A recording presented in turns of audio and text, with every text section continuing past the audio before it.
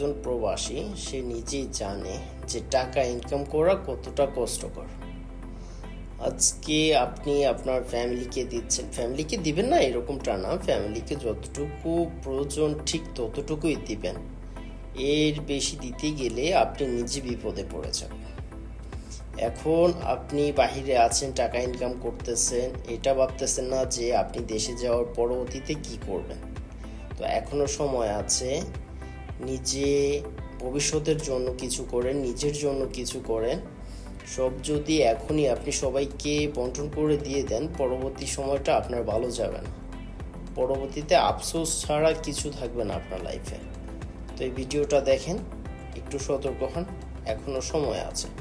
বিশেষ করে প্রবাসী ভাইদেরকে বলছে, 17 বছর বিদেশ করেছি, আজকে মনের দুঃখে গান ফাটা মিলে গেলাম, ডাক্তারছি বাবারে খাওয়াইলাম, মারা